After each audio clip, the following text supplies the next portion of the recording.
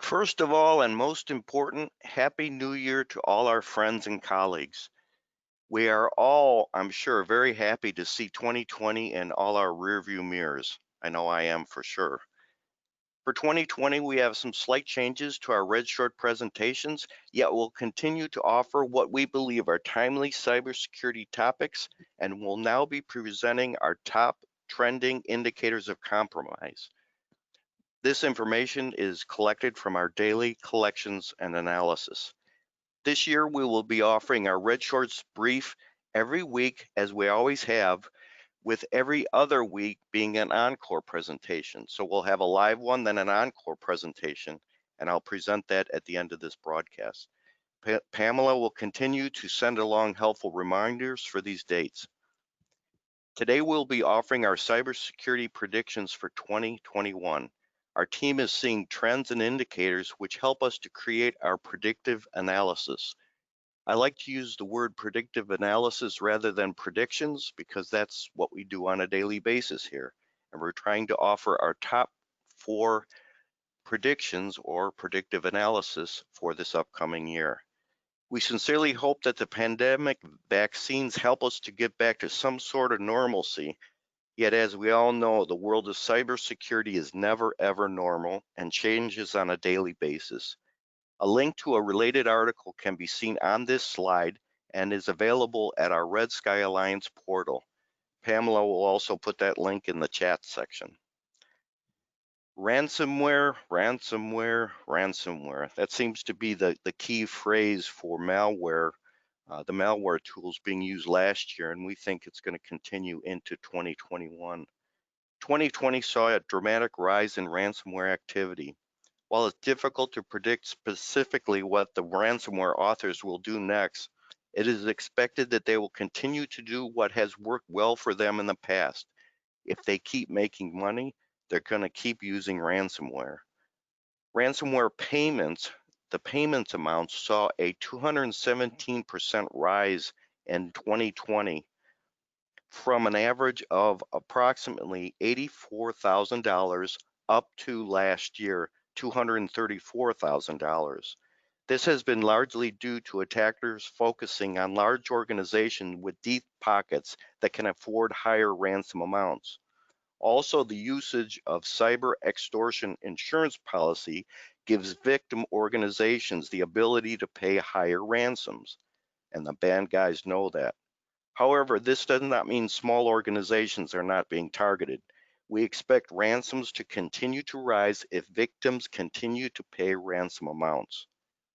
Ransomware operators will continue to evolve their capabilities of their tools and techniques to remain tricky, stealthy, and blend in with the victim's IT infrastructure.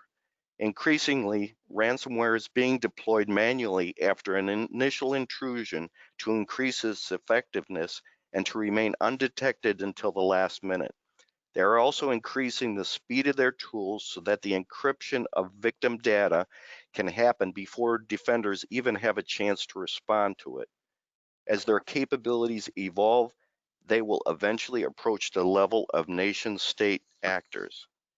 In addition to simply encrypting data and demanding a ransom for the encryption tool, attackers exfiltrated data and threatened to sell it on the black market. In fact, several ransomware variants have dedicated data marketplaces just for this.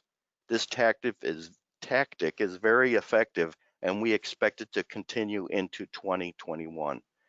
Ransomware as a business. Cyber criminals are actually becoming very sophisticated and utilizing business analysis techniques to target victim companies. They research their various open source business statistics and calculate the proper amount for ransom, just as anyone would be doing in business analysis.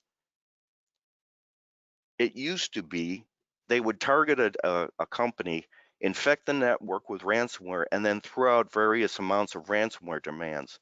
Now they're actually using business data to pick a ransomware amount that may just cause the decision makers on the victim side to pay the ransom and get back to operations as quick as possible. RDP vulnerabilities. 2020 also saw an increase in remote work due to the pandemic. This has been happening on a worldwide basis. As a result, remote desktop usage saw an increase in attack deployment. Over the past several years, RDP has been exploited by attackers to gain both an initial foothold and also move laterally through an organization's IT infrastructure. Internet-facing Windows machines that are running the RDP service will be relentlessly subjected to brute force type attacks in an attempt to guess login credentials.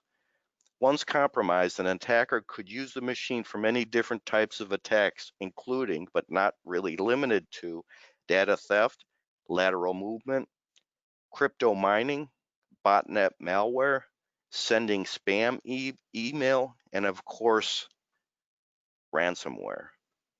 Internet-facing RDP servers are very easy to find using tools such as Shodan, Zoomeye, and Census.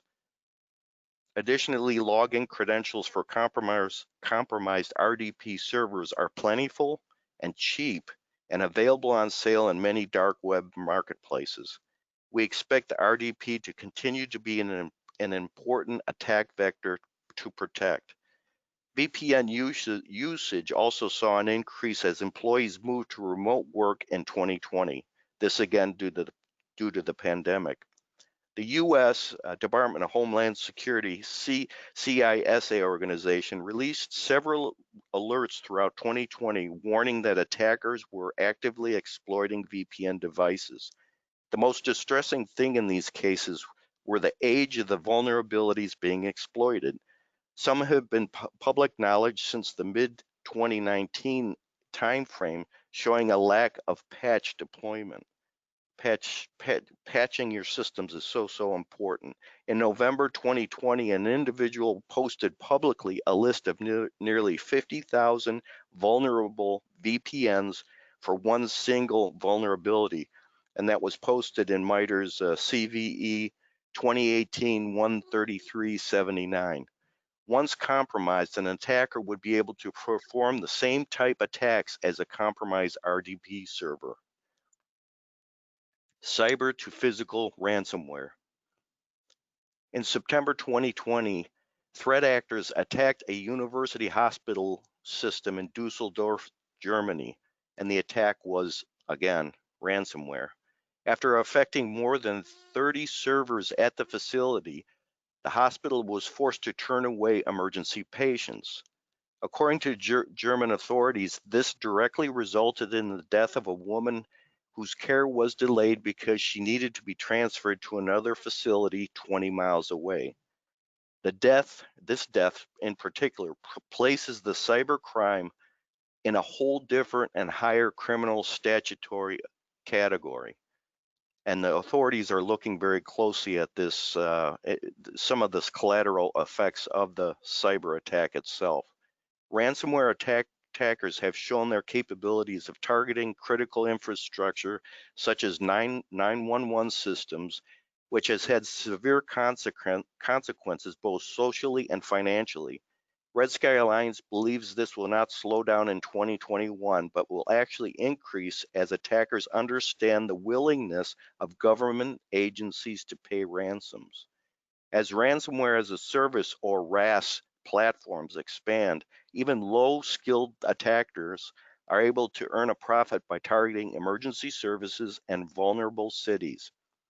Municipalities around the United States, to include the states of Florida, Maryland, and California, have been taken offline because they often are ill-prepared and have low budgets for security operations.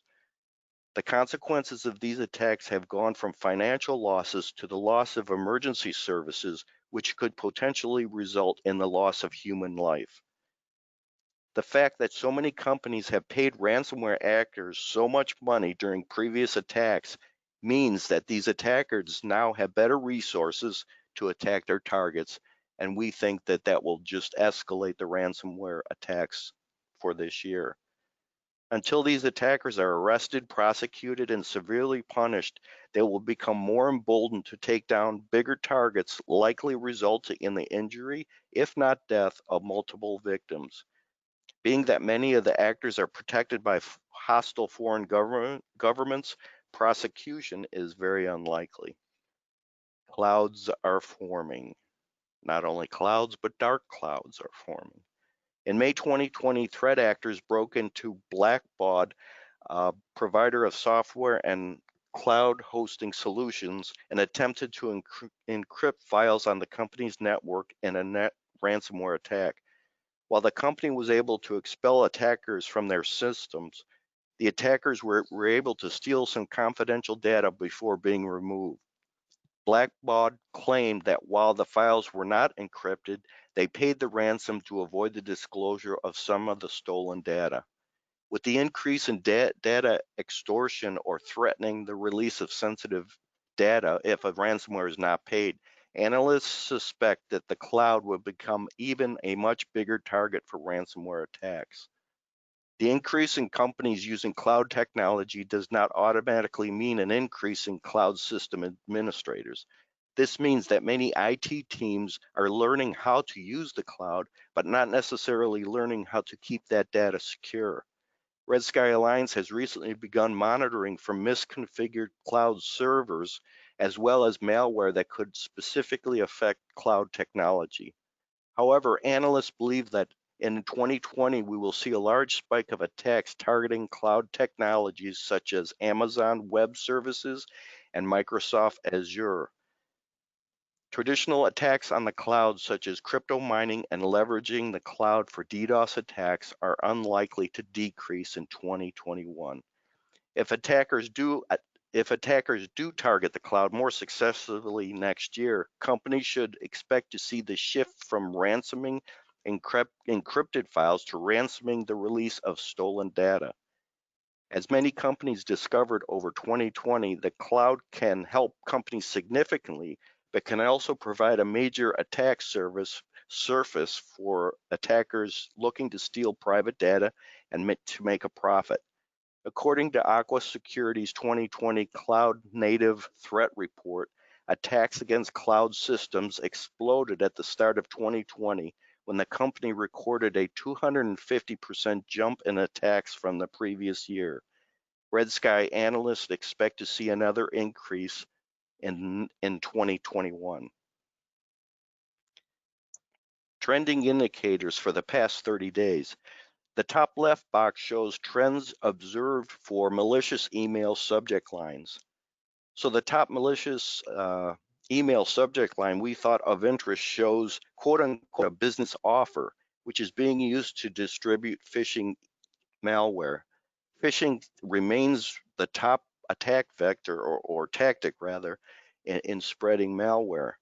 The attackers are using this subject line to entice the target into opening a malicious email by offering them something which claims to benefit the company or target them financially. The next box on the bottom left shows trends observed for code repository secrets. And note on the bottom there, username and password and URL. Over 4,000 user credentials were observed in misconfigured code repositories, indicating that users are setting up code repositories without knowing that their repositories can be viewed publicly. The top right presents trends observed for sinkhole indicators. The top sinkhole indicators we picked for this highlight is 175.137.117.13 and belongs to a telecoms company based in Malaysia. The second one we saw of interest and had multiple hits for its IPs on Mexico's Total Pay telecommunications network. The last bottom on the right has trends observed for keylogger attack servers. The chart shows the keylogged email and associated keylogger malware. The top keylogger attacker server for the past 30 days belongs to a Gmail account. This device is affected with predator pane malware and is sending sensitive information to a command and control or C2 server for future exploitation. So if you are having any of these type issues, contact us because we can set up a daily red X-ray report to help you protect your IP and or your network systems. In the Intel world, an analyst is expected to be brief, be bright, and be gone. We hope our Red Sky short briefs are just that, and we hope you found today's brief of interest and useful, or as we say, actionable. Past recordings of these briefs are available on our Red Sky Alliance portal, which can be seen in this slide. Please sign up today. It's free, and we believe a helpful platform for cybersecurity topics. Next week, our Red Short brief will be on January 13th and will be an encore presentation of the Ragnar Locker presentation. Ragnar Locker is a ransomware strain affecting Microsoft Windows devices. Initial ransom demands were Bitcoin amounts in the range of $200,000 to $600,000 for the ransom. That's it for this week's presentation, and we'll see you all next week. Take care.